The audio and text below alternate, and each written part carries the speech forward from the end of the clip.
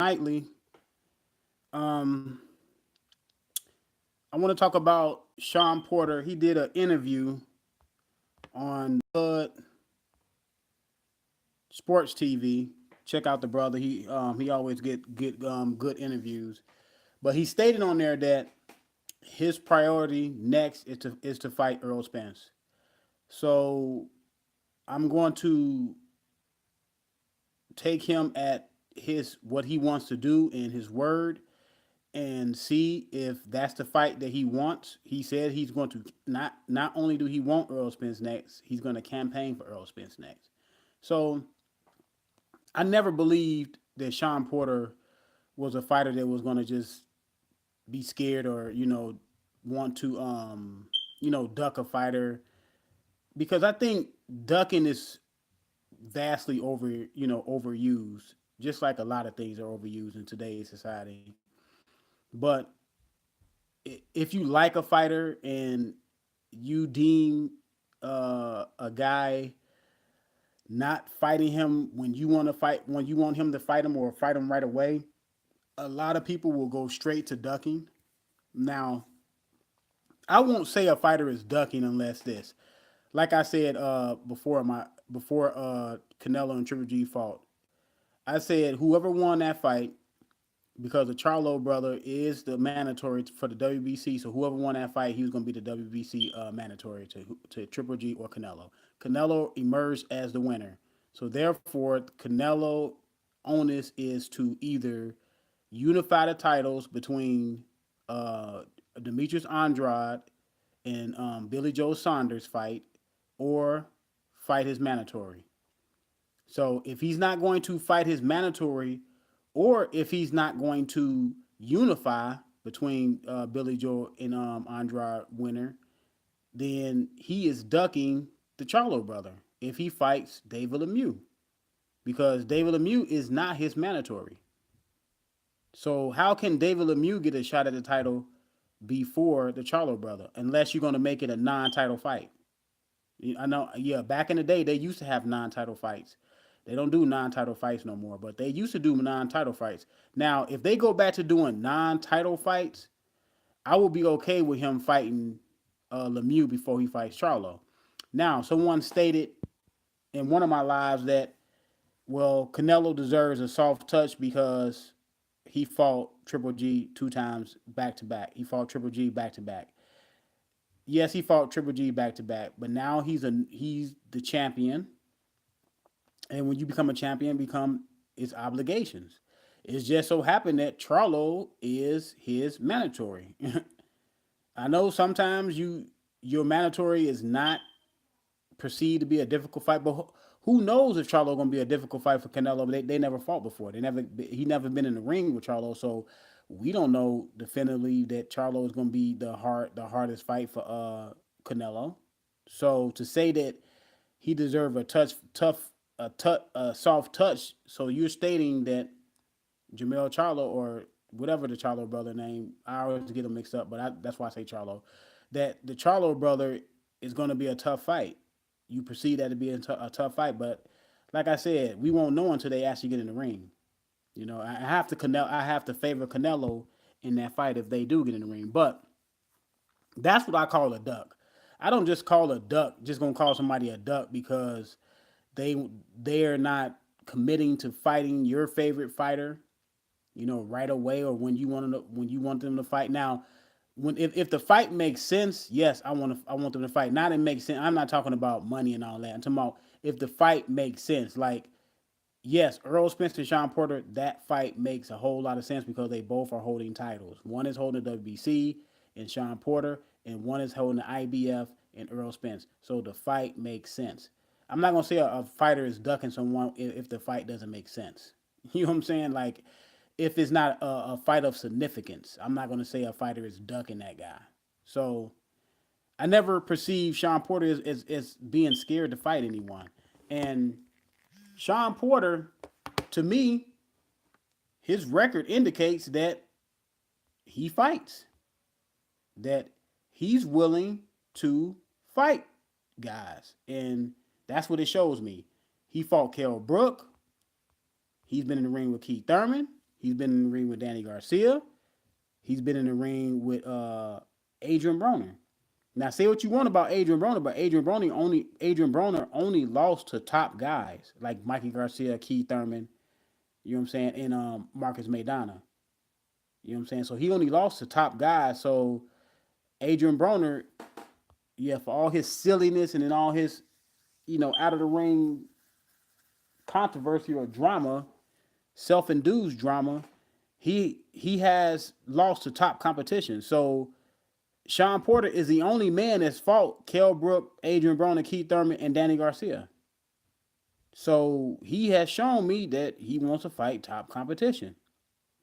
Now, if he followed through with the Errol Spence fight, he will have Errol Spence on his record. So he will have, what, 3 of the top 5 welterweights on his record if he fights Errol Spence. Right now he has 2, and Keith Thurman and Danny Garcia. But like I said, he has shown me, he has shown me that he is not willing, that he's willing to fight guys. So, and he also said on there, he said that, well, he did get on, he got on Errol Spence for talking about Terrence Crawford resume. He said Errol Spence shouldn't talk about his resume because they do not get to choose their fights. Their team and the promoter put guys in front of them, and they fight them. They beat the guys that they put in front of them. Now, for the large part of that statement, I believe is true. Now, a lot of people will say, well, fighters can fight whoever they want to fight when they want to fight them. That's not true. Now, especially every big time promotion has a matchmaker. And when you have prospects, hot prospects like Shawn Porter, Keith Thurman, Adrian Broner, Kell Brook, Errol Spence, Terrence Crawford, those guys are on the big time promotions, and they have matchmakers. Now the matchmaker job is to make you look good as you come up in the ranks. Now the matchmaker can only protect you for so long. As far as this, I'm not saying he's protecting you and giving you he's protecting you in the sense that you don't have any decent competition, but his job is to make you look good and put you in the best spot to be able to navigate your career in a successful way for you to have great performances in the ring via knockout, via stoppage. Just if you have some resistance, that's cool, but as long as you win. And when a fighter is coming up, let's just say Errol Spence, when he's coming up, they give him fighters who they know who he can beat, at least for your first 5 to 10 fights, guys that you can probably knock out, and hoping that you knock out. They're designed to be in there for you to knock them out and look really, really good against. So by your 20th fight or 15th fight, they usually put somebody in there with, it's going to cause a little resistance, but they're not good enough to beat you. So it's still going to make you look good because it's going to make it look like you overcame a little something, and you were still able to beat him like you beat your first or second opponent. Then as you get up to championship contender to championship level, and if you win the title, so by the time you fight for the title, the matchmaker, his job is really done because he brought you to that level. The promoter is making good money off of you. The fans are liking you. They like your style, and then they give you the label. You know what I'm saying? A destroyer, because you have destroyed all your opponents, like what Errol Spence was doing. He was knocking everybody out. And now you fight for the title. You fight Kell Brook. So now it's out of their hands. The matchmaker no longer is your crutch. Now you have to really go in there, Hopefully, the fights that the matchmaker gave you can help you overcome the test you're going to have with Carol Brook. That's why it's important for matchmakers to give you the right opponents at the right time. From easy to medium to hard. And then you fight for the title. So when he fought for the title and he was able to beat and defeat Carol Brook, now you would say, man, he get to pick his opponents. But not really. Only the top fighters that have a big now. Errol Spence is gathering a big following, and I believe if Errol Spence win a couple more significant fights, like say for instance if he beat Shawn Porter and then he beat a combination of Keith Thurman or Crawford, I believe Errol Spence will be in a position to pick his own fights because you have to have a combination of success in the ring and outside the ring. Outside the ring is having a big following. Now he has Dallas, Texas. He not only have Dallas, Texas. Earl Spence is gaining a following with some fringe boxing fans. People that support boxing that really don't support a lot of other fighters, but they support Errol Spence. So that's when you have the power to pick your own opponents. Not every fighter is going to be able to pick not every successful fighter is going to be able to pick his own opponents. There's only a rare fighters that box period that was able to pick their own opponents. I mean, you can go back to Sugar Ray Robinson, then you can probably go to Sugar Ray Leonard. You can go to Oscar De La Hoya. You can go to Floyd Mayweather. Those guys were able to pick their own opponents because of the success they had inside and outside the ring. Keith Thurman, I don't believe he can pick his own opponents right now. I don't believe Shawn Porter can pick his own opponents. I don't believe Terrence Crawford can pick his own opponents. I don't believe Errol Spence can pick his own opponents. This is what happens. Their promoter gives them a list of fighters and they pick from that list. You're not going to give Mayweather a list of fighters and he got to pick from a list because Mayweather is that rare breed that he can pick his own fighter. Now, you can suggest that you want to fight. You could tell your team, I want this fight. Now, Canelo, he's another one. He could pick his own fights. But you can, like Errol Spence can suggest that he want to fight Keith Thurman. He want to fight Terrence Crawford. And he can put pressure on Al Heyman and say, give me that fight or else, or I'm going to leave and go with someone else. That's what he can do. But they're not in position to pick their own opponents just off the rip. What about Pac-Man? Yeah. Pacquiao can pick his own opponents. Pacquiao in position to pick his own opponents. But like I said, it's very rare and few and far between fighters that can pick their own opponents. Like I said, you can put pressure on your team to say, I want that fight.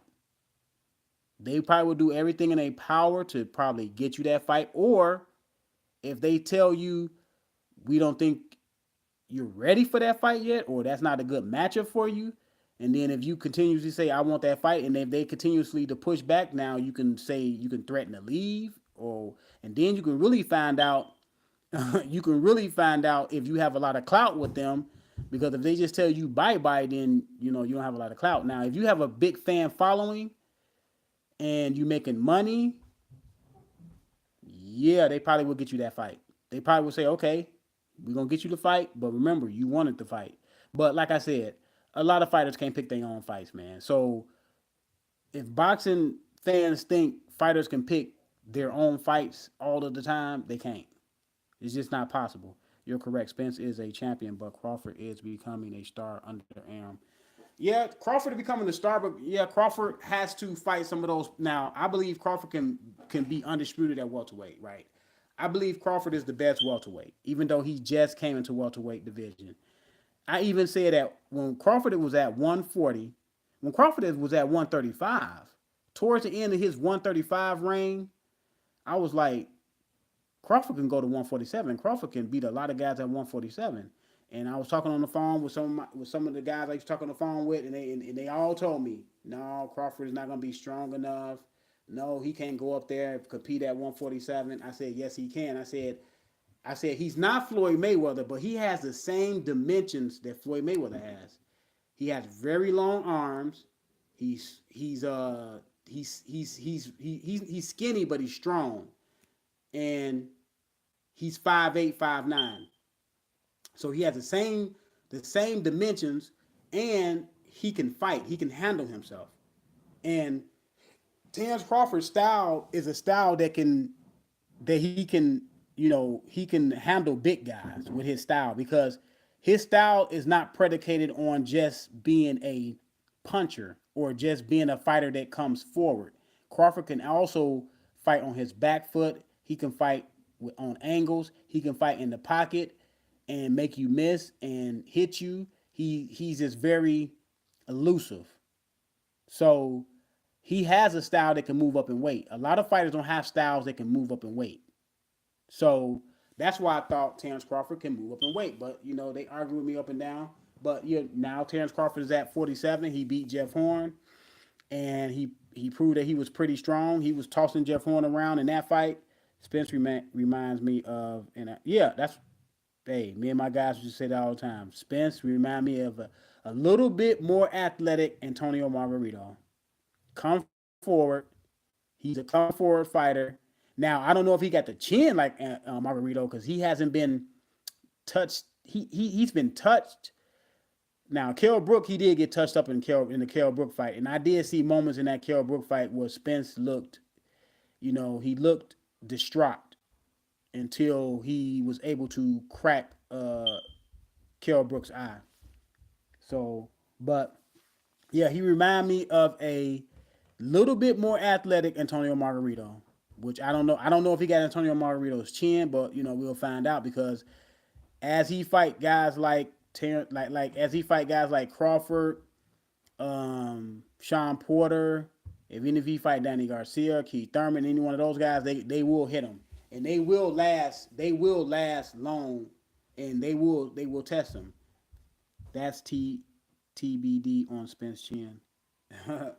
But yeah, so like I said, I don't think none of these fighters, other than Canelo, uh, Manny Pacquiao, and when Mayweather come back, Mayweather can pick their opponents.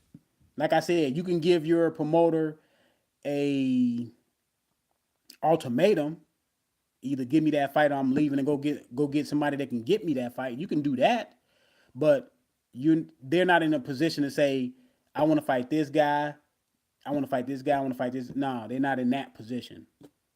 So, you know what I'm saying? Like I said, I like the fact that Shawn Porter said that he want to fight Errol Spence next, because I want to see the 147-pound division get an undisputed champion, which I already said they need to get a tournament. They need to have an undisputed. They need to have a welterweight tournament next year. Put Keith Thurman in there. Put Shawn Porter in there. Put Danny Garcia back in there. Put Errol Spence in there. Put Shawn Porter. Put Terrence Crawford. Put Mayweather, and put Pacquiao in there. Put those guys in there. Put all those guys in there. Let's have a welterweight tournament, man. That will be a blockbuster tournament. So, but then the other part of the interview I ain't like, when Shawn Porter was talking about Crawford. He said him and Crawford are best friends, and he don't see himself fighting Crawford. Like, I'm like, Crawford is a WBO champion. I mean, why you don't see yourself fighting him? I understand y'all friends, but y'all not brothers. And I don't really get that. I mean, I don't know how. You know what? I'm not gonna really speak on it, on his friendship, because I don't know how good of friends they are. I ain't gonna speculate.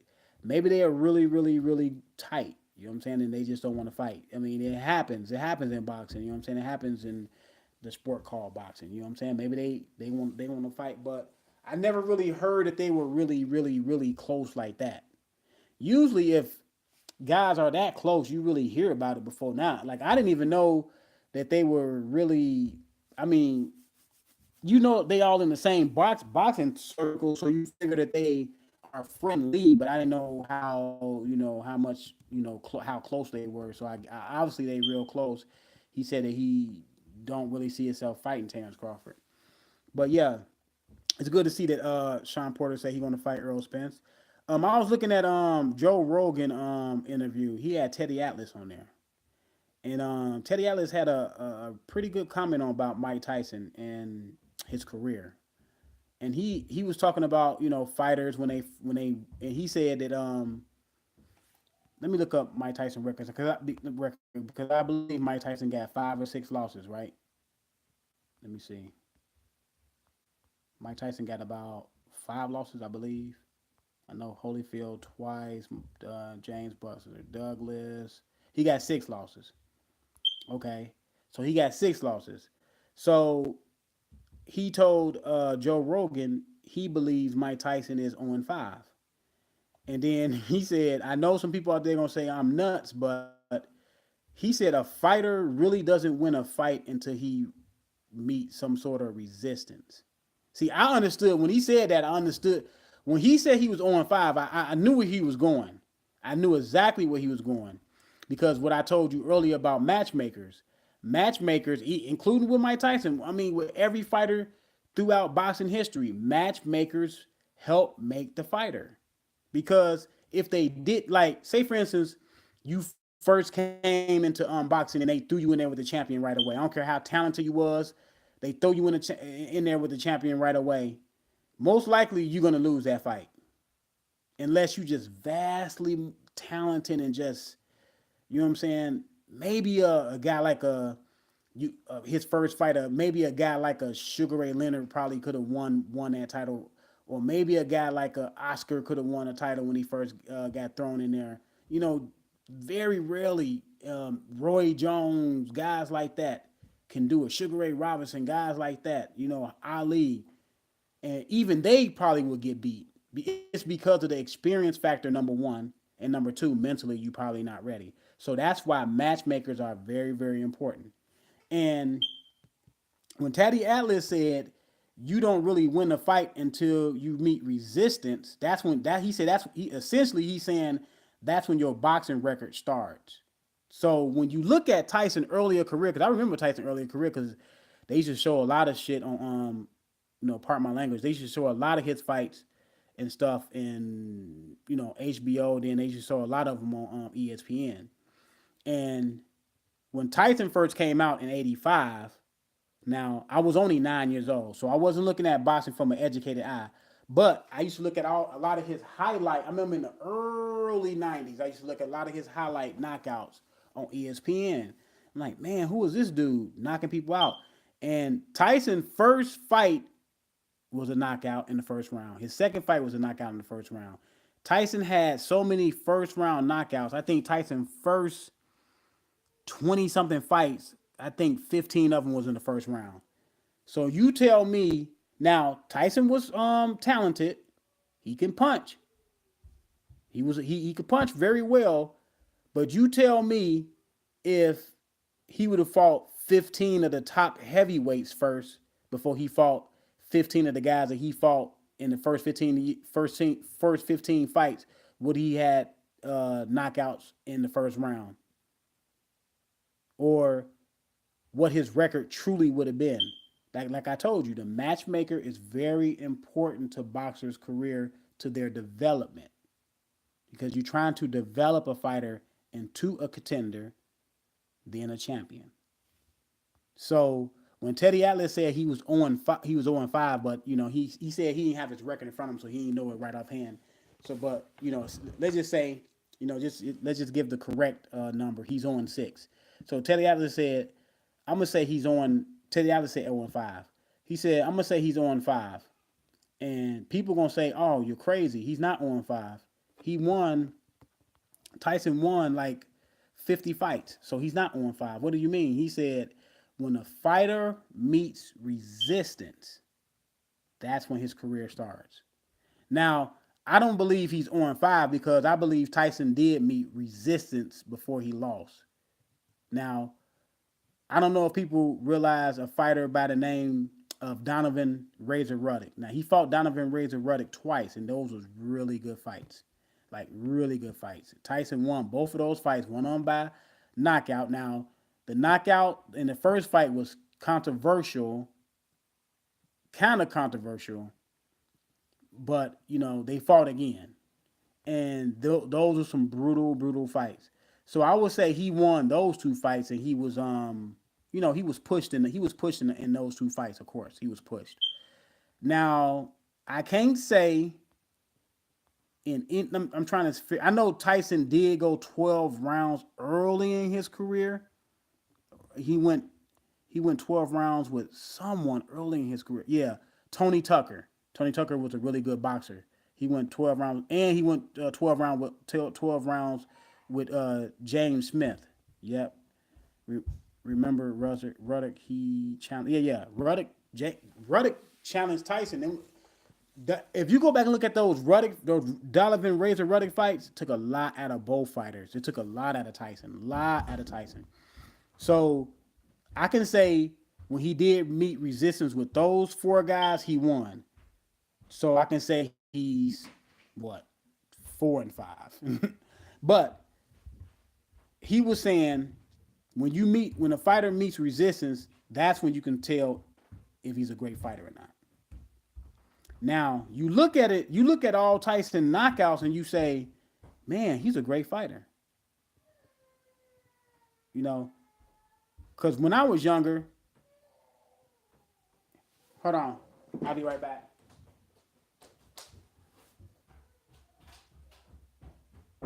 Open this door.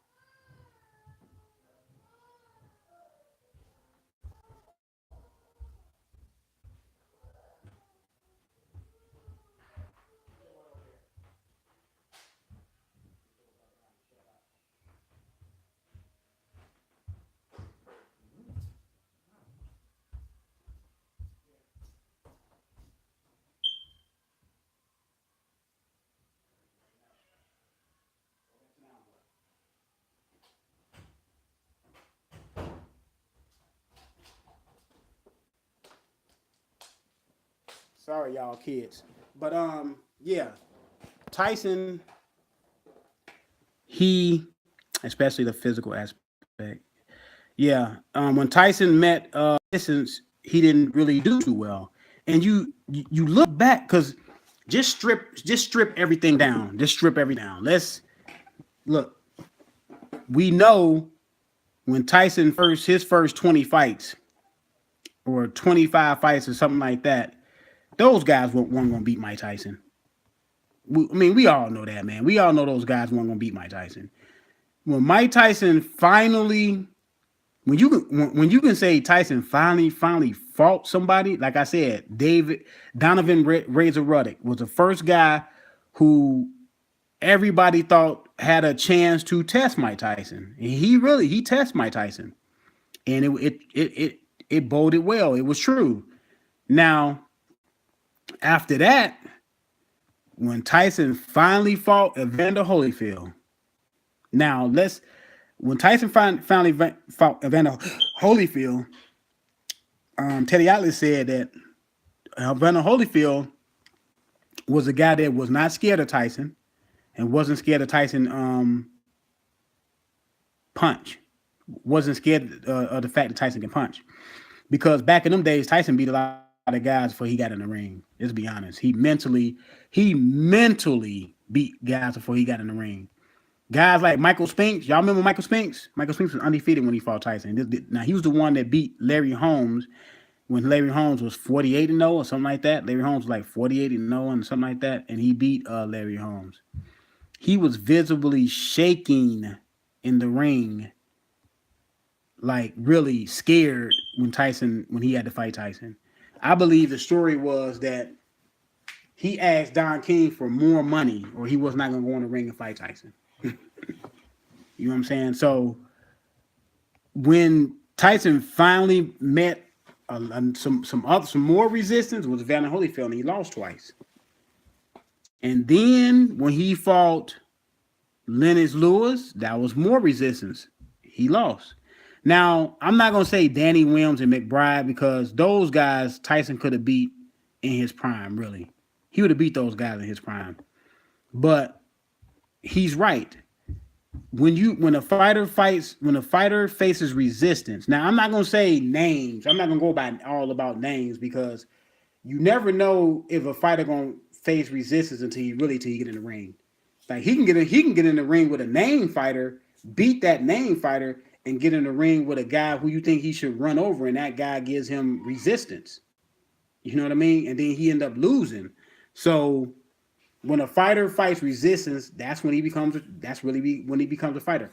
When the matchmaker is no longer there for a crutch, you will know when the matchmaker is no longer there for the crutch. You will know because once he starts getting to championship level, it's hard for that matchmaker to, unless he's a long reigning champion and the matchmaker want to find him a soft touch here and there, or either he, you know what I'm saying, if he's organically fighting guys in the top 15, the top 10, because he's a long reigning champion like Bernard Hopkins, okay, so be it. But the matchmaker is no longer a crutch. When the matchmaker is no longer a crutch for the fighter, then that's when you finally see what the fighter is all about. You know what I'm saying? Like Keith Thurman, he fought Danny Garcia and Shawn Porter. 2-0 versus those guys. Those guys were not the product of a matchmaker. You know what I'm saying? He had to fight those guys. Those guys were real guys. Real guys. Errol Spence fought one real guy, and that was Kell Brook. And you seen Errol Spence steamroll everybody else. Now, he ended up knocking out Kell Brook, but he didn't steamroll Kell Brook. He was losing that fight. Up until, like I said, he broke Kell Brook's eye. He was losing that fight. So he met resistance and he overcame it. You know what I'm saying? Terrence Crawford, his resistance to me, and a lot of people won't give him credit for it, was Gamboa. Gamboa is a vastly talented fighter, man. Well, then he was talented. He was still undefeated. You seen that he was giving Terrence Crawford problems in the ring. Terrence Crawford met resistance, and he overcame the resistance. So he's correct, and a fighter cannot be properly judged until he meets resistance.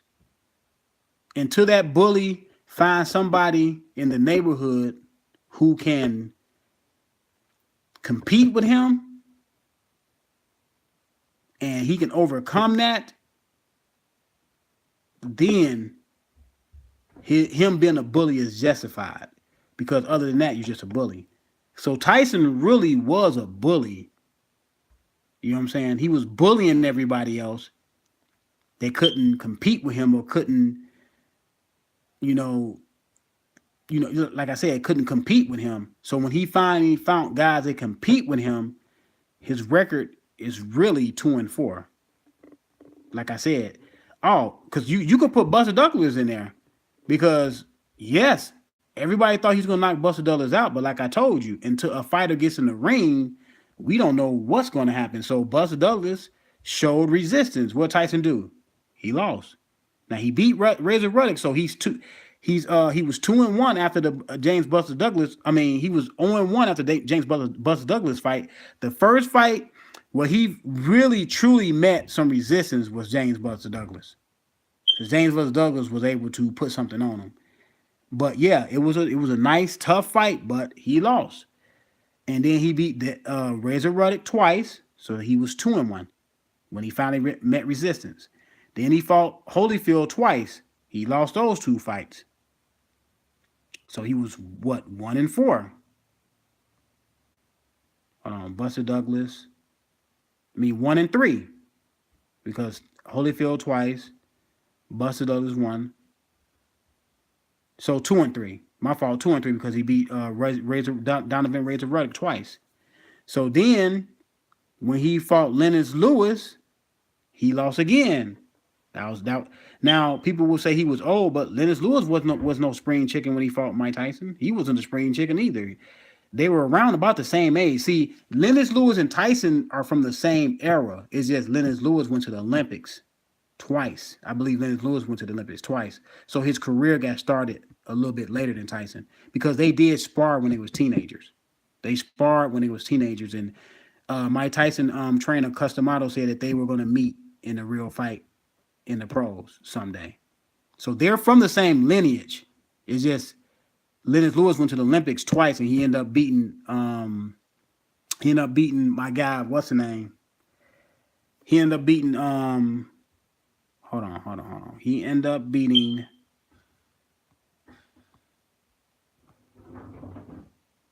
I don't know why I always forget his name. Oh, he ended up beating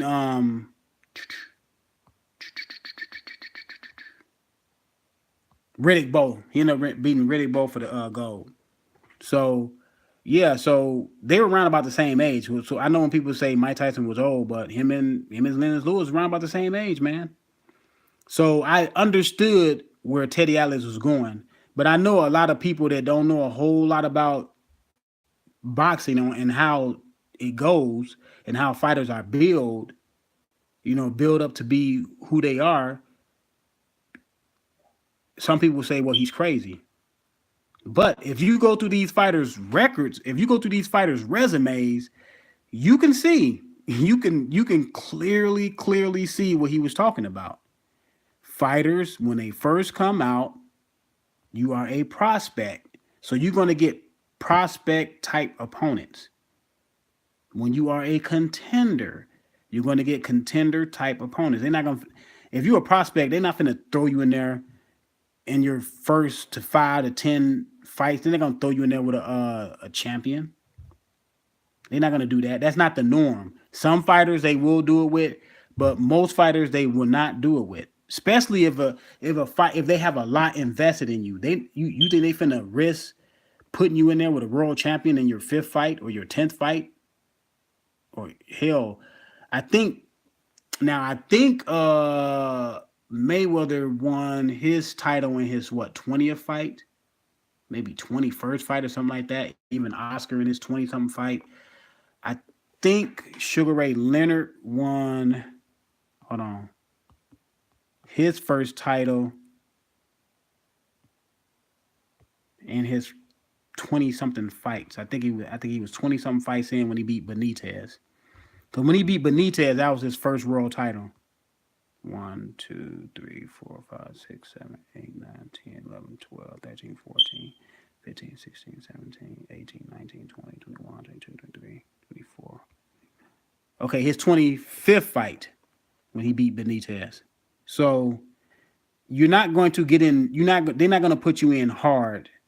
The matchmaker is not going to put you in, especially like I said, especially if you a highly sought out prospect. And Ray Leonard came from the Olympics winning gold, so they were not going to take the chance on ruining his career by putting him in there with world champions in his first 20 fights. He didn't get in there with a and fight for the world championship. So, and then back then, fighters were brought up differently back then. Fighters actually were brought up right. You know what I'm saying? And they were brought up and they were brought up when they were brought up, they knew and learned how to fight in a professional manner. Now, these fighters nowadays, I'm not saying you don't have no good fighters nowadays, but a lot of these fighters, you look at them and you say, man, why he not using the jab? Or, man, why can't he cut off the ring? You know what I'm saying? Man, why he not going to the body in obvious spots? Like when a fighter, when you got to fight up on the ropes, why you not going to why you not freezing him to the body, then going to the head? You know, like I said, I've been in gyms. I fought, got a couple professional fights, and I never was a prospect or anything like that of that nature.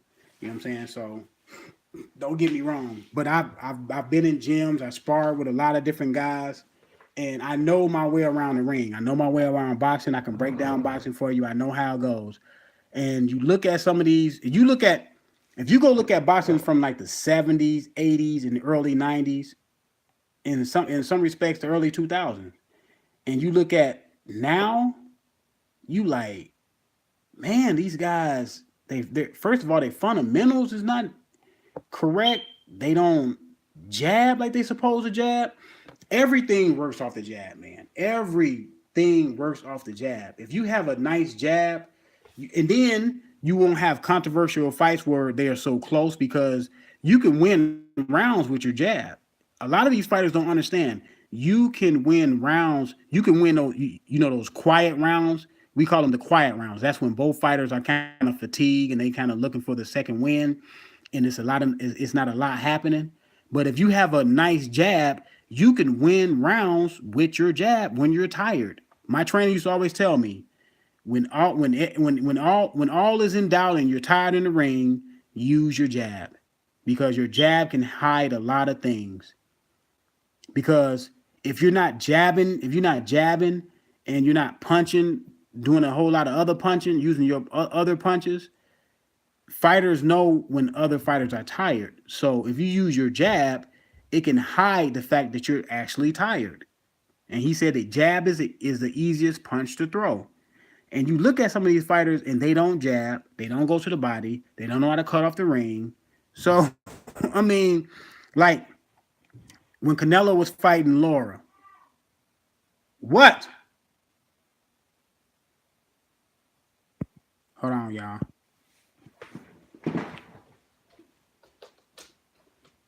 What you want, baby? Open this door. Open the door. Let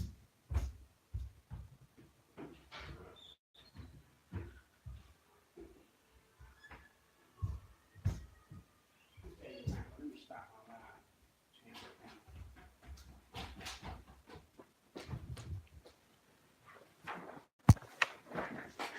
I'm gonna have to get up out of here, man. In like his fourth or fifth fight, they put Lomachenko in there, but we also seen that Lomachenko lost. You know what I'm saying? His first when he first met resistance, he lost. He lost to Salido. Now I know people are gonna say, well, Salido came in overweight. Yes, that's true. Salido came in overweight, but Lomachenko accepted the fight. He didn't have to fight Lomachenko. He could have turned down the fight. He could have said, well, the guy didn't come in on weight. I don't want to fight him. So when Lomachenko fought him, in the sense he was saying, I can beat him no matter what weight he's weighing. So I know I like Lomachenko too. I think Lomachenko is a really good fighter. But when you accept the perimeters of the fight, when you accept the guy coming in at the weight he comes in, then it's the onus is on you to win the fight, because sometimes you have to win under any circumstances, and he didn't win the fight. But that's not the norm. A lot of fighters don't have the career path that Lomachenko had. Now, when you look at Lomachenko, now when you look at Lomachenko, when you look at Lomachenko, you can say, oh, when did he meet resistance? When did Lomachenko meet resistance? Now, you look at Lomachenko record, right? His first time he's ever met resistance with Orlando Salido, right? He lost.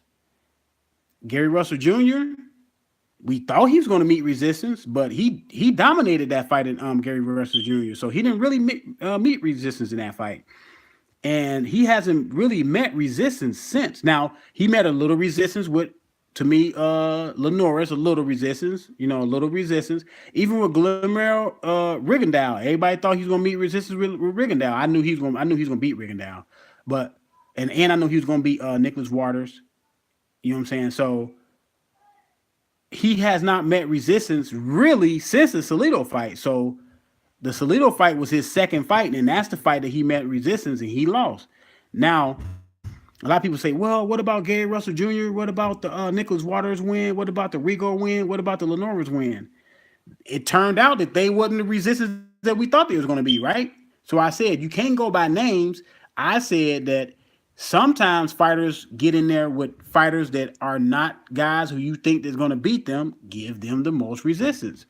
And out of those fighters, Salido gave him the most resistance. See, that's what I was talking about when I said a fighter really is not. I mean, that's what what I'm saying. That's what Teddy Atlas was trying to say. That's what he was saying about Mike Tyson. A fighter is really not a fighter until he beat resistance, until he can overcome the resistance. You know what I'm saying? So, I mean, I don't agree with the fact that he said Mike Tyson was 2-5, but I understand what he was saying though. He was saying that in Mike Tyson 5 losses, which I said the McBride and the other fight, Danny Williams, he would have beat those guys in his prime. But I'm not sure if he would have beat Holyfield in his prime, and I'm not sure if he would have beat Lennox Lewis in his prime. I mean, well, if him and Lennox Lewis would have met at the same time in their primes, that would have been a really good fight. I mean, I think it's a 50-50 fight.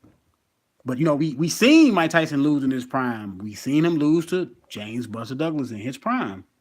So it's hard to say Lennox Lewis couldn't beat him. James Buster Douglas beat him in his prime, and Lennox Lewis and James Buster Douglas kind of had the same style. They kind of have the same style. If you look at them fight, they kind of had the same style. Fight tall guys, even though Lennox Lewis is a little bit taller than James Buster Douglas.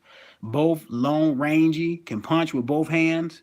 So, I don't know. But I'm going to get out of here, man. I got to go handle some business, some fatherly business.